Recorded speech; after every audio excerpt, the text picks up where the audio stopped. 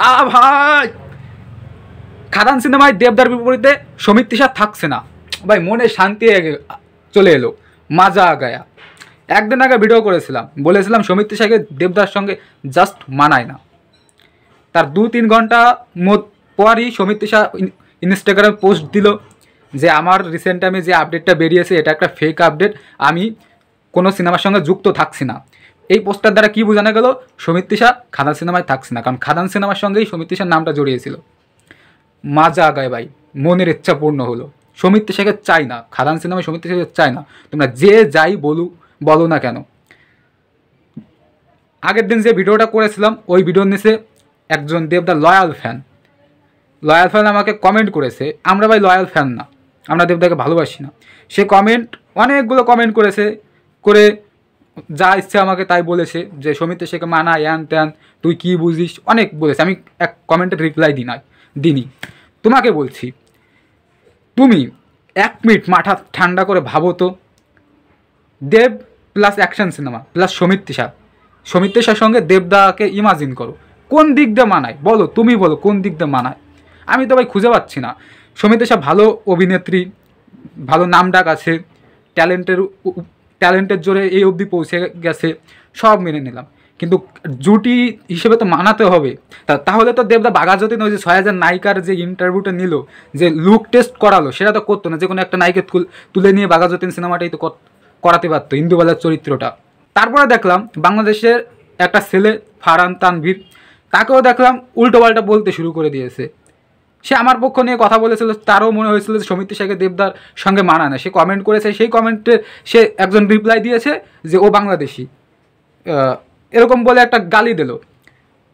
এটা বলার কোনো দরকার আছে ভাই? তোমরাও দেবদার ফ্যান, আমরাও দেবদার ফ্যান, আমাদের যেটা মনে হলো আমরা সেটা শেয়ার করলাম, তোমাদের যেটা মনে হলো তোমরা সেটা শেয়ার করলে। আমার মনে হয়েছে সমিত তিশাকে মানায় না, ও তোমাদের মনে হয়েছে সমিত তিশাকে মানায়, ঠিক আছে, এই অবধি। ও বাংলাদেশি, তুই দেব ফ্যান হতে পারিস না, হতে পারিস না, তারপরে এসব বলার কোনো দরকার নেই ভাই। তা এবার আসি মেইন ব্যাপারে, খাদান সিনেমাটা নিয়ে ফ্যানদের মধ্যে হাই বাই তুঙ্গে। খাদান সিনেমার অনেক বড় একটা আপডেট চলে এলো, এই আপডেটটা তোমাদের সঙ্গে শেয়ার না করতে পারলে আমার ভালো লাগছিল না। আমি তো সেদিন বলেছি যে খাদান সিনেমার বাজেট অনেক হতে চলেছে, তাই এটা ক্লিয়ারভাবে জানা গেল যে 6 কোটি টাকার উপরে বাজেট থাকবে খাদান সিনেমার। 6 কোটি টাকার উপরে, বর্তমানে বাংলা সিনেমা পিছনে 6 কোটি টাকা ঢালা মানে বিশাল ব্যাপার। তার থেকে বড় আপডেট হচ্ছে দেবদার খাদান সিনেমায় জিতু কামালকে দেখা যাবে।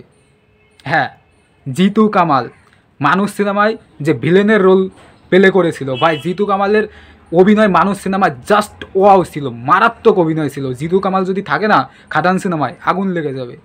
তাই জিতু কামালের চরিত্রটা হতে চলেছে একটা বন্ধুর চরিত্রে জিতু কামালকে দেখা যাবে। কারণ সে বন্ধু নেগেটিভ বন্ধু হবে না কী বন্ধু হবে সেটা পরে জানা যাবে, বাট একটা বন্ধুর চরিত্রে জিতু কামালকে দেখা যেতে পারে খাদান সিনেমায়। ভাই জিতু কামালের অভিনয় নিয়ে কোনো কথা নেই।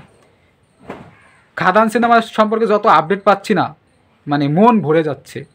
বিগ বাজেট সিনেমা, কয়লা মাফিয়া নিয়ে সিনেমা, জিতু কামাল থাকবে, বড় আপডেট পাচ্ছে, আর ভালো লাগছে। খাদান সিনেমাটা নিয়ে কিন্তু রিসেন্ট টাইমে ফেসবুকে লেখালেখি হচ্ছে, ফ্যানমেড পোস্টার তৈরি হচ্ছে। মানে হ্যাঁ, আমি একটা পোল করেছিলাম 2-3 দিন আগে, সেই পোলেও দেখলাম খাদান সিনেমায় মানুষ বেশি ভোট দিয়েছে।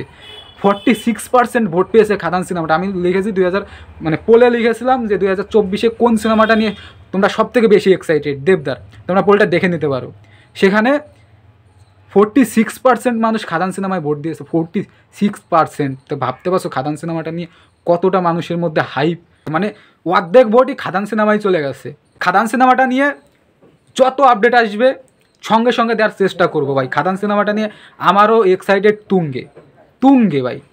তা ভিডিওটা এই অবধি। ভিডিও শেষে আমি যা বলি, যে চ্যানেলে নতুন হয়ে থাকলে চ্যানেলটা সাবস্ক্রাইব করে আমার সঙ্গে থাকতে হবে, সেটাই বললাম। তা প্লিজ চ্যানেলটা সাবস্ক্রাইব করে আমার সঙ্গে থাকো। দেখা হচ্ছে পরবর্তী কোনো ভিডিওতে। টাটা।